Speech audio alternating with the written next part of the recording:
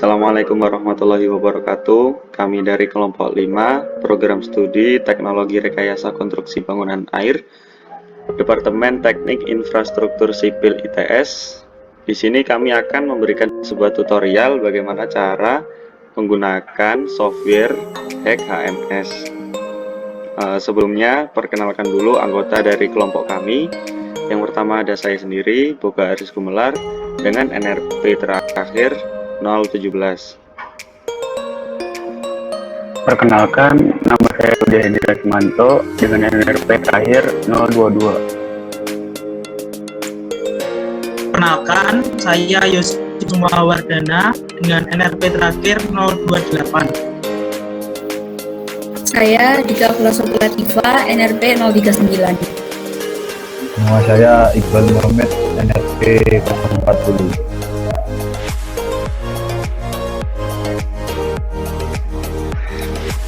Sebelum menggunakan aplikasi Hack HMS, terlebih dahulu kita harus menyiapkan data-data yang diperlukan. Di sini kami akan memberikan contoh dari data Kali Lamong. Nah, untuk datanya sendiri yang pertama ada denah dari dasnya itu sendiri. Lalu di sini tutorial yang akan kami berikan menggunakan metode SCS. Lalu curah hujan rencana yang digunakan adalah sebesar 100 mm. Kontrol parameter yang dilakukan dengan interval waktu 15 menit dan berdurasi dari tanggal 1 Januari tahun 2000 sampai 1 Maret tahun 2000. Setelah itu ada data tentang subbasin.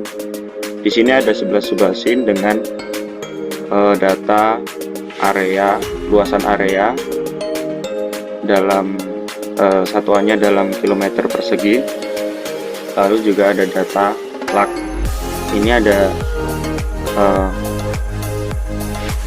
dalam hour atau jam, dan juga ada dalam minute atau menit.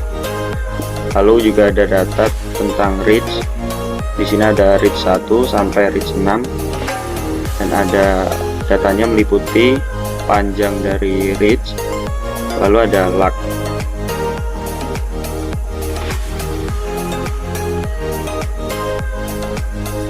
Setelah data ini sudah didapatkan semua, baru kita berganti atau beralih ke aplikasi Hack HMS yang sudah tersedia.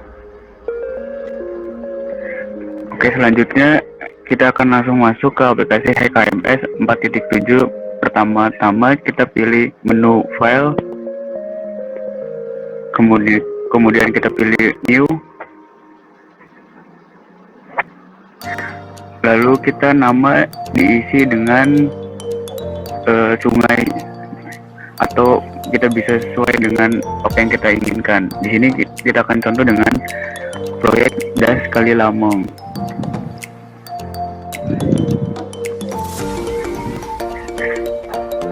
Kemudian deskripsinya bisa diisikan dengan Das Kali Lamong.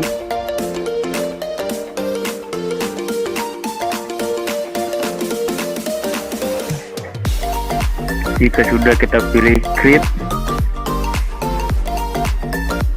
Selanjutnya, jika sudah project kita sudah terbuat, kita pilih komponen.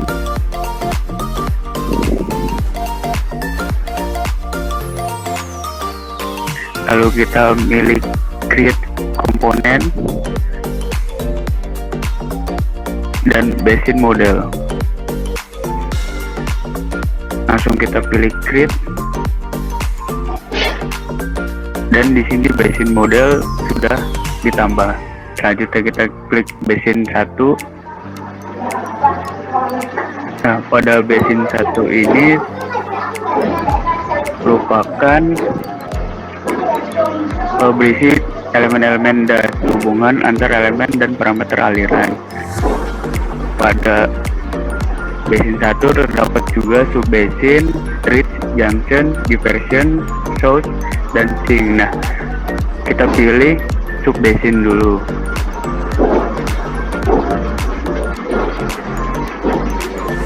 Subbasin itu merupakan das atau subdas.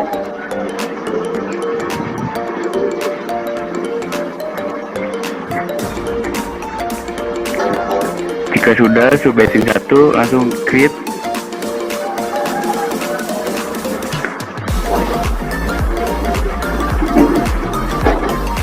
Kita tambahkan subbasin sesuai dengan data sampai subbasin 11 sesuai dengan tata letak yang sudah ada.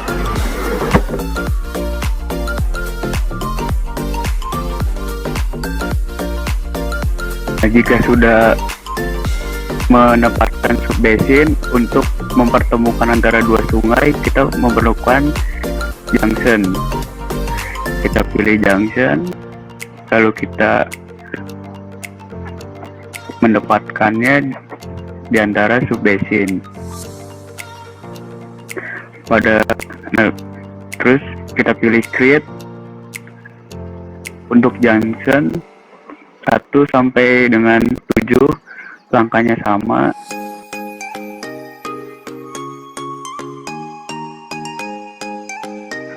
Jika sudah membuat subbasin dan junction, kita memerlukan reach sebagai sungai utama. Kita pilih reach, lalu kita mendapatkan di junction dan di antara junction 1 dan junction 2. Kemudian pilih create. Untuk reach 1 sampai dan seterusnya langkahnya sama seperti itu.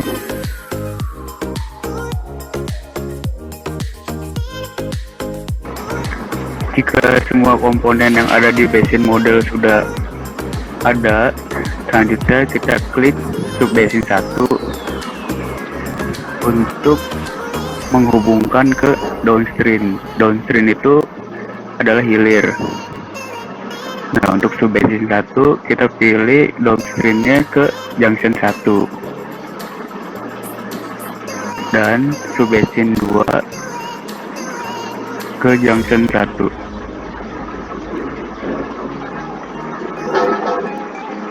Nah, untuk memastikan apabila subbasin 1 dan junction itu sudah terhubung, maka jika subbasin 1 digerak-gerakin, itu akan tidak kemana-mana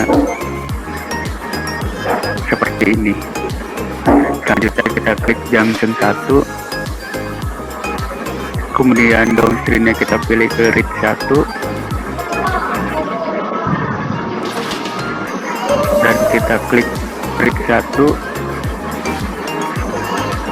kemudian downstreamnya kita pilih ke junction 2. Kemudian langkah tersebut dilakukan sama halnya seperti subbasin 1 dan junction 1 dan reach 1 sampai ke junction terakhir dan subbasin terakhir dan reach terakhir.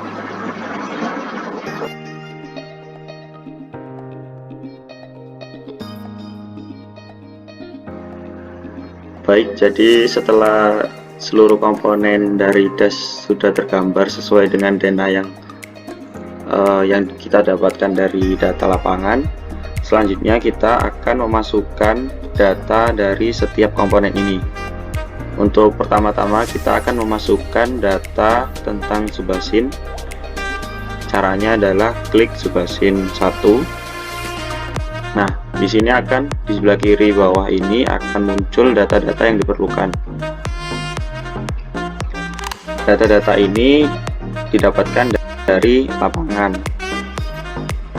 Pertama-tama kita akan memasukkan luasan areanya sesuai dari data yang ada di Excel.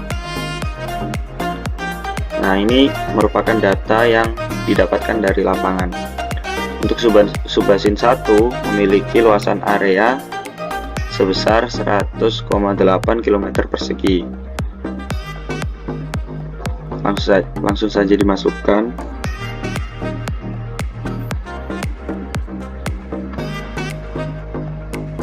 Nah, untuk data ini kami ada beberapa data yang dihiraukan atau tidak diisi. Misalnya latitude degrees, latitude minute, latitude second. Nah, itu di percobaan kami ini atau di praktek kami ini tidak kami isikan. Lalu close method ini yang kami gunakan tidak ada, jadi ini diganti non. Klik yes. Lalu transform method, di sini kami menggunakan SCS unit hydrograph. Lalu base flow method, di sini kami tidak menggunakan, jadi non. Nah, untuk data Subasin ada lagi, yaitu ini lag time. Untuk satuannya ini dalam menit, jadi kita masukkan yang satuannya menit. Contohnya dalam data ini yaitu lag time dari Subasin 1 adalah 126,6 menit. Langsung saja dimasukkan.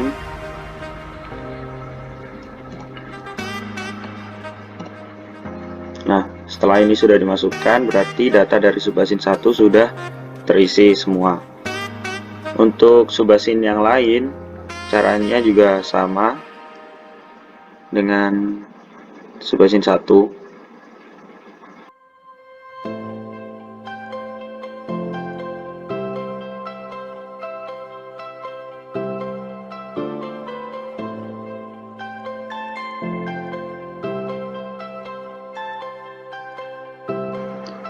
Setelah semua data dari Subasin sudah dimasukkan, selanjutnya kita akan memasukkan data dari reach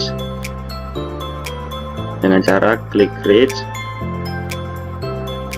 lalu di sebelah kiri akan muncul data yang diperlukan.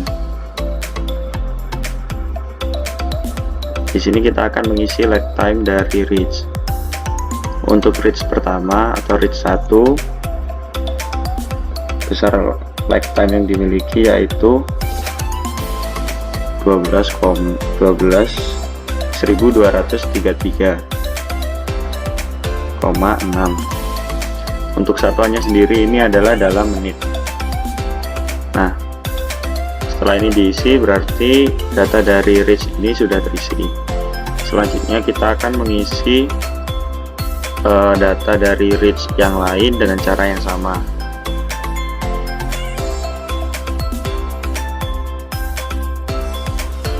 Setelah semua data dari reach sudah dimasukkan, berarti basin model dari proyek yang kita kerjakan sudah selesai. Maka akan berlanjut ke proses selanjutnya. Selanjutnya, kita akan menginput data meteorologi model manager.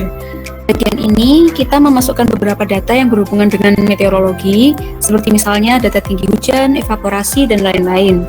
Nah, langkah-langkahnya yaitu yang pertama, klik komponen di bagian atas, kemudian pilih meteorologi model manager, kemudian klik new. Dan di situ ada nama MET1, itu merupakan nama yang otomatis ada dari sistem HKMS-nya. Kemudian kita tinggal klik create.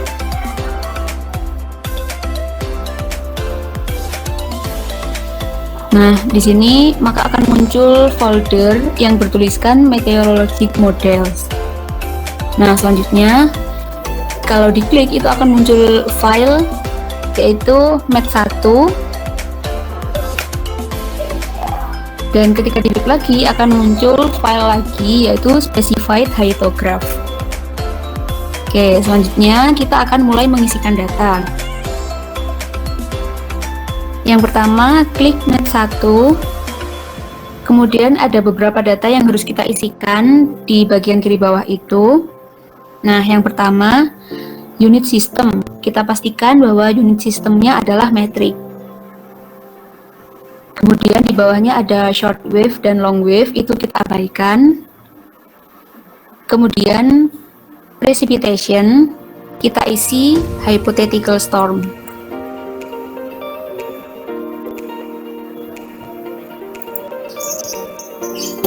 Nah, ketika di situ kita sudah memilih hypothetical storm, maka di atas yang tadinya specified hyetograph menjadi file yang bernamakan hypothetical storm.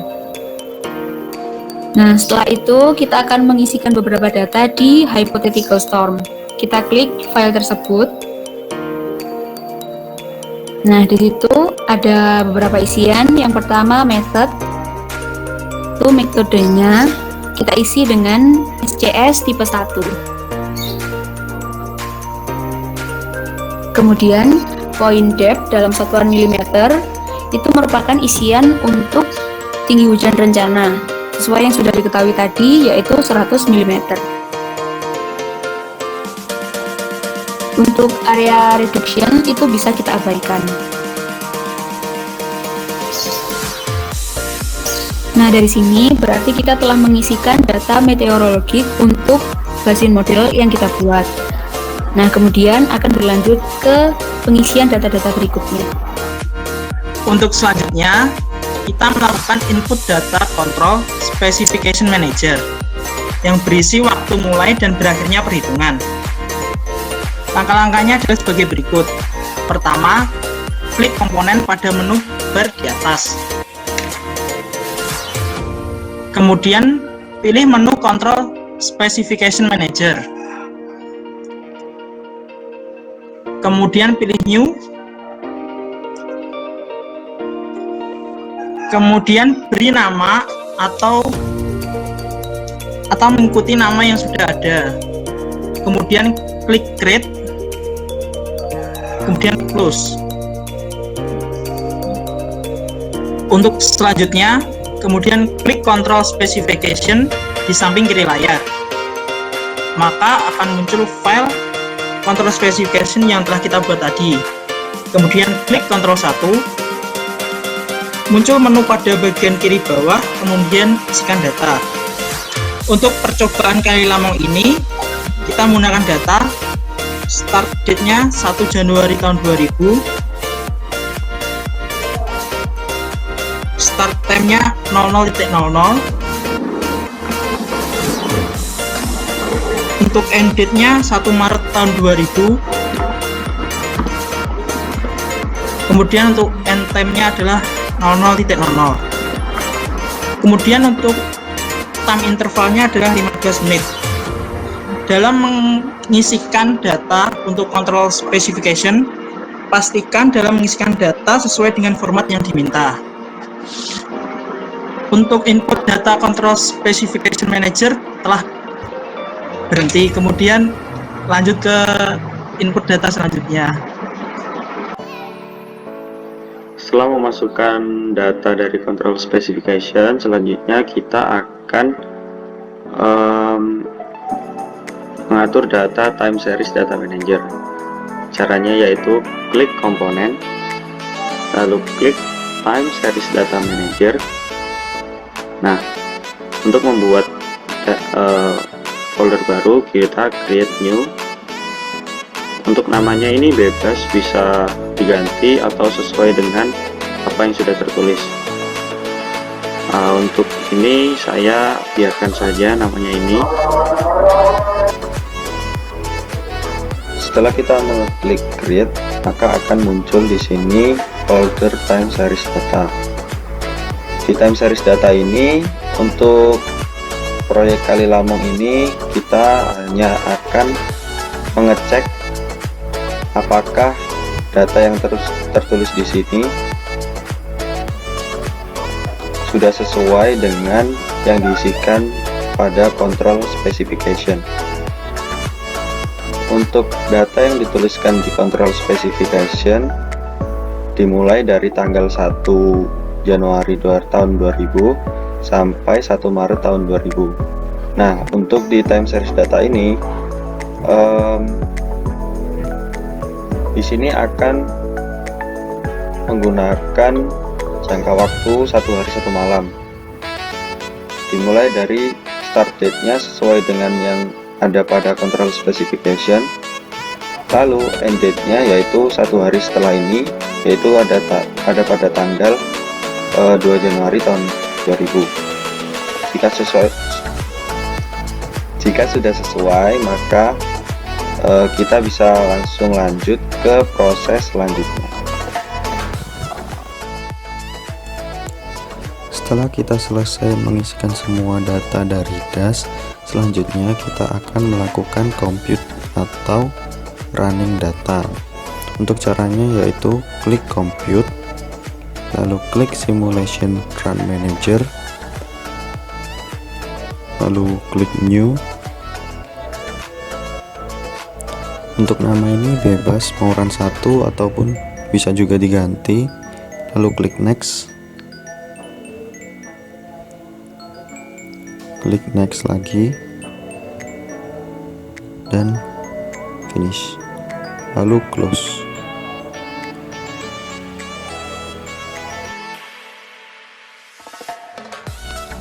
Setelah itu akan muncul folder simulation run, kemudian klik menu compute pada menu teratas. Setelah itu pilih yang paling bawah, compute run. Akan muncul proses seperti ini.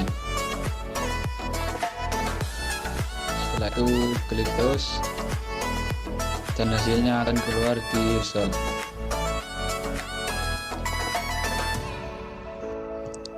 Nah, tadi kita telah melakukan proses running, kemudian kita mendapatkan hasilnya di bagian result. Nah, di sini sudah tampak ada beberapa hasil. Yang pertama, kita bisa lihat global summary. Nah, pada bagian ini kita bisa melihat ringkasan data yang telah kita running tadi. Di sini ada hydrologic element, drainage area, peak discharge, time of peak, dan volume hujan yang terjadi. Oke, ada semua data seperti dari subbasin 1 sampai subbasin terakhir, junction 1 sampai junction terakhir, dan reach 1 sampai reach terakhir. Nah, selanjutnya kita bisa lihat detail dari masing-masing elemen tersebut. Nah, misalnya kita buka subbasin 2. Di sini ada beberapa data yang dihasilkan, yaitu graph atau grafik, summary table, dan time series table. Selain data dari subbasin, kita juga bisa melihat data dari junction dan reach. Baik, sekian tutorial yang telah kami berikan. Semoga tutorial ini bisa bermanfaat, dan kurang lebihnya saya selaku perwakilan dari kelompok ini meminta maaf sebesar-besarnya. Sekian, wassalamualaikum warahmatullahi wabarakatuh.